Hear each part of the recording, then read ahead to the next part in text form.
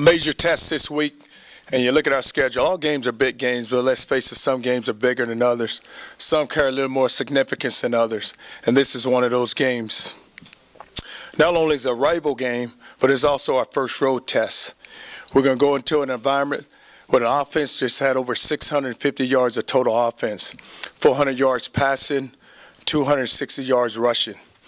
It's a very balanced offense, very up-tempo, can create issues if you don't get lined up, if you can't handle the speed. And that's going to be critical for us on defense. Defensively, they're very aggressive. You look at their front four with Cobble, with Smith, with Rump, with Dupree. Smith had 4 sacks, and he's leading the team in 4 sacks, had 3 sacks last week. And then you're looking at an all-conference player in Williamson at linebacker. So they're very aggressive on defense, can create a lot of issues for us. But the thing we have to do, we know the environment that we're going to be into. It's going to be a road game. We got to pack our defense, pack our kicking game, pack our discipline, our togetherness, and we got to play a complete game for 60 minutes. What's your familiarity with the area offense? Well, the thing about it is they're on the ball quickly, and they get a lot. They run a lot of plays, and they try to put pressure on the defense because what they want to do is get up on the ball and just try to just wear you out and just wear you down. Quarterback sometimes play.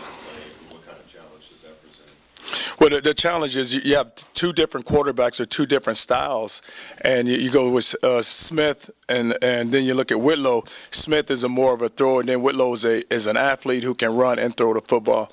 And they keep changing them up. And you look at the last game, Smith started off, then Whitlow came in, and then they were back and forth. So you have 2 quarterbacks that can create some issues for you if you don't get a line.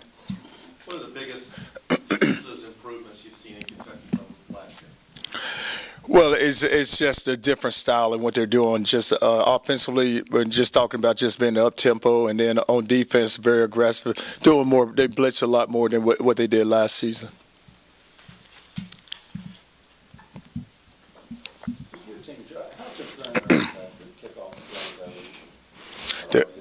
Oh, very concerned. Well, what needs to happen here, and we're not keeping the ball inside and in front, and then we're allowing the ball to get outside when we run down because we're trying to pin the ball into one corner. And what happened on Saturday, they were able to bring the ball out and get it to the white field, which should never happen because we should get the ball pinned and get the ball back inside, and that didn't happen because our contain got lost contain. Well, the solution is get the contained guy down the field and get the ball pinned back inside and keep the ball inside and in front of us. And then you like to, when you go on a kickoff coverage, you want to have just three phases. You want the first line of defense to go down and keep the ball inside. Then you want linebackers to overlap. So when you do get the ball spilled, it can get overlapped to the backers. And then once it get past the backers, it get to the safeties, and you want to get the ball down, which didn't happen on Saturday. It just got past the first line of defense, the second line, then it got to the safety, and Robert Clark had to make the tackle. Are your kickoffs going where you'd like them to be, and what would a perfect kickoff look like? Well, they're going where they need to be right now. We're not going down the cover. A perfect kickoff, kick the ball out of the end zone.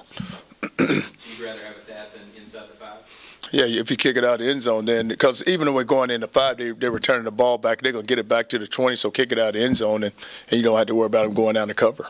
You said Saturday after the game you were going to go into the practice on Sunday with a corrective attitude. Did you see after those practices the corrections that you wanted made?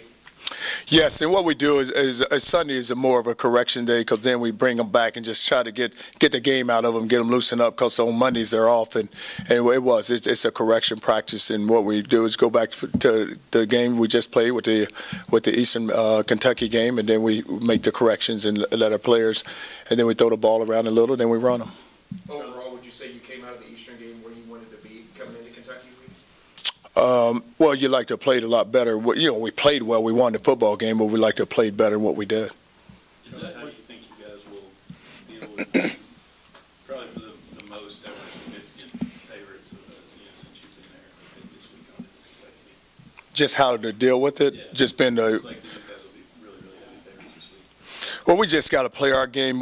We don't ever worry about the point spread or where we favored. Or we just know this. It's all about us and how we play and just how we compete. And we know we're going into a hostile environment there. It's going to be a big time. You like that game to have a little something to it, and it does. You're looking at two teams that's carrying something, and it's in state. So we feel like that we have to worry about ourselves. Was Saturday maybe an indication of where you come to your first game and beat Eastern by 10? Everybody was happy you get a first win the other day, 44-7, and even you guys were not happy with the way you played. The expectations and where you've come with this program, it's indicative of what happened Saturday. Well, the standards has been raised, and the players understand now. I think that in previous years, when you would talk to them about improving, they really didn't get it and they didn't really understand it. But now they do, and they can watch a tape, and you can show them the tape, and they know when they play bad, and the offense knew that. And defensively, we had some opportunities where we had our hands on the ball and we could have picked them one. Then, like I said, we could have went down the boundary and scored another touchdown. But and then the kicking game, we didn't play well. But the guys understand that now. Overall, defensively, are you doing? Is the effort there? What you're doing? I know you've missed a couple of opportunities to get picks in that. Do you like what you see so far in the first 2 weeks after life? Well, we've been aggressive, and that's what you like, and we're blitzing a lot. But still, you can play better, and that's what we like to see. We like to see better play, and it will come. It's our second game, so you just figure each game you get better and better and better. You have different packages, different personnel depending on who they play quarterback, or you just mainly go the same either way? Well, really, their scheme doesn't change. The only thing happens when Whitlow's at quarterback, they will run him with the ball, different what they would do with Smith. But you still have to get a line and just make sure defensively we're in the right gaps when they do run the ball with him, that we can get him on the ground and get him tackled. Because you look at the two runs against Western Kentucky, I mean, there were two big runs. And he actually, the one he dove from the 2 or 3 yard line, he scored, and then he had a long run where he cut it back across the field. But we can't. We just have to get a line, and it doesn't matter who's in the game, who's playing quarterback, because the offense doesn't change. It's just a one run game for him. Now that you've had a chance to look at film, obviously you haven't did much for 100 yards. Is there anything that you saw on film that you feel like you could be corrected right away in the running game? Well, we just need to be more physical and more aggressive in the run game, and guys just need to stay on their blocks. But the backs need to run downhill, and they need to run hard too, because a lot of times it isn't going to be block right. But you have to run through a defender, and that's when we can't let first contact get us on the ground. We have to make guys miss tackles, and we have to lower our pads and run through them. So it's kind of a combination. Sometimes it's the offensive lineman not getting the blocks, and other times it's just the running backs not going with a run. It is. It's always a combination. It's never just one segment. It's not always the offensive line. It's always the running backs. But it's a combination. It's just like the front seven on defense. It's 7 guys there. So guys are maintaining their gaps. It's not just only one person. After 2 games, looking at Lorenzo and thinking back 2 weeks to what happened to him, still, does that kind of amaze you by how quickly he kind of came around? And does he look like a guy that was in a car accident? Low. I mean, well, he had an accident down there, so I figured this. I figured he would be back, and I thought that he would play that game. Now, the seriousness, we had our doctors check him out, so he checked out fine, but I figured he would be back.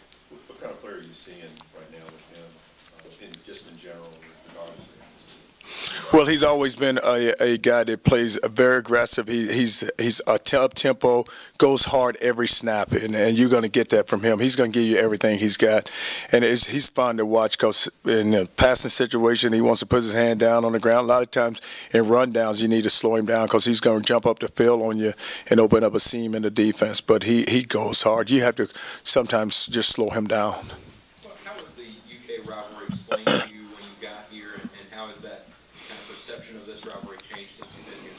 Well, I've been in rivals before. When you're at Florida State, it's no different than, you have 2 in-state teams, so the rival's always going to be big, and so that's what you expect. And it's good that, I think at one time the series had dropped, and to get the series going back again, we need to play UK. How has it evolved since you've been here, your perception of the UK-UL rivalry? Well, I think the fans are more into it than anyone because they're always talking about it. You can win. You only need to win one game. Well, I want to win them all. I'm not trying to just win one. So they're the ones who really get into it. Just beat Kentucky, but there's a lot of teams on our schedule. But we understand what's at stake, and we understand just the alums and everyone involved. You're in state, so you have the recruiting battles, and now you have the game. What would it be like coaching against someone other than Joker? Well, each week we coach against a different guy. So Joker been on the sideline. It's he's moved on, so it's someone else. Have you kept in touch with him at all? I know he went to Florida, and there was some comments before the Sugar Bowl about helping Florida. No, I haven't said much to Joker. No. Devontae makes it very easy. So effortless, because he's so big, so fluid. As a coach, what do you still try to get him to work on? Or what does he need to work on to get better at now? He's already got 3 touchdowns this year, and he's third all time in less than just a little over 2 years in career. What does he need to work on? His complete game, because you just look at the passes. That's what we see a lot of times. But he's got to be able to run block also. But it's a complete game. It's not only just him catching the football, and he's got to be focused. He's got to be a speed into the game every snap too, and he's got to play like that. When that ball goes up, you won't see him play like that when the ball isn't being thrown to him. Also, when he's away from the throw. You've been here 3 years, achieved a number of things. Won last year, won the Sugar Bowl against a team Kentucky hadn't beaten for 30 years. They made a coaching change. They're putting more money in the program. They're kind of ramping it up. Do you see the rivalry becoming even more intense? Like they're trying to close the gap with you all? I'd say this, and a lot of times with rival games, when teams have something to play for, then it becomes a bigger game. And it will become bigger because now you look at the recruiting on both sides, and you look at 2 programs that are beginning to take steps now. And so when those steps are taken, and then you get the program in a position where you need to get it to, then the game will have a little more meaning to it. Have you guys gone like head-to-head with them in recruiting much, or as much as before, less than before, the same? It's the same, and both of us are trying to get into Ohio. They have some commitments out of Ohio. We're both into Florida, and we're into the city here. So we will always battle them in recruiting.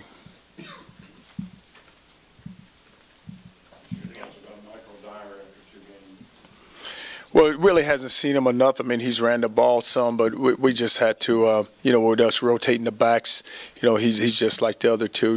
They just need to get him locked in, and he's just got to continue to get better. Still learning the offense for us. You look at a guy who's been away from ball for a year, so it's still kind of a learning process for him also. Physically, coming out of Saturday's game, you guys relatively injury-free? Yes, coming out of Saturday's game, yes. Should be our same guys we look at going to battle this week. Cameron Jordan coming back in there, how does that change that line, and does it improve it? Well, it improves it because now you have another body that you can add to the offensive line. So now you have 7 bodies instead of 6. You were from Florida. Stoops comes from Florida State. What's the relationship look like with Mark Stoops? Well, I was here when he was at Florida State, so I didn't have a chance to even get a, we didn't have no relationship, didn't get a chance to see one another, talk to one another. Do you have any background from him at previous jobs or anything like that? No, because I guess when he's at Florida State in Miami, I wasn't in the state then, so I don't have no relationship. Sheldon Rankin's back the other day. That also adds to the defensive line. It seemed like he played quite a few snaps. Certainly he's healthy and all the way. Yeah, Sheldon played a few snaps on Saturday, but still though he's not at 100%. We just wanted to get him back into the game mode. With the number of plays that they run, with the speed of that offense, how are you going to rotate guys in and out to really kind of keep up with that pace? Well, we'll be okay with that pace, and I know we're not going to be familiar with it because it's just so hard till you get into the game and the flow of the game. But still, though, they're going to leave their linemen in, so we're going to leave our defensive linemen in. So it's not like they can wholesale change and put 11 new guys on the field. So our guys just got to get used to the pace. And once you get into the game, and once they get into the flow of the game, then they'll be able to get accustomed to it. Do you try to replicate that in practice and how so? Well, it's always you try to, but it's hard to do because you don't practice against it every day, and you got to go against it every day, and we don't do that because we're not a up-tempo style on offense, so it's hard to do. Charlie, you've been a part of this game as both an opener and a third game. Is it kind of an advantage this year since they have a new coaching staff and the changing things? Well, you really, to me, I don't care when we play it, and I don't think it's an advantage because, both of us have played 2 games now, so they've had a chance to see us, and we had a chance to see them. If we had to play them the first game, we would have kind of unknown, not knowing what we were going to get. But us now being able to get some tape on them, we can watch them and see what they have and what they're doing. Charlie, when you have a running back like me, when you're rotating guys, you ever worry if you can get the rhythm going when they want it? The backs want to get the ball again and again. Do they ever express frustration? How do you deal with that? Well, that is a major concern because when you look at it, it's just like when you get into the flow of a game, you like to leave a guy in there. But with you rotating 3 backs right now, no one has really just stepped up and taken a job yet. So when that happens, then you can say, okay, here it is. You take it and it's yours to go run with. But that's what we're waiting on, somebody to just step up and go. And it's hard right now just because of the way we're rotating them. But when we do get that one guy, he'll be the guy that stands back. But we're still going to end up playing 1 or 2. That's going to happen. Because you look across the country right now, that's what everyone is doing. They're playing 2 backs. But it can take the hits off the other back and, rest him and then get the other guy. Just a change-up. That's what I'm looking for. I'm looking for 2 guys who can give me one who can go in and pound people and then give me a change-up and bring him back and pound. Charlie, is there anything about the Western Kentucky game that impressed you that Western did against Kentucky that stood out to you? No, Western played well, but, they won the game. But it was, it's just hard to take off because scheme-wise, that's not what we are. We don't do what they do. But they played aggressive and they played well. All right. Thanks, guys.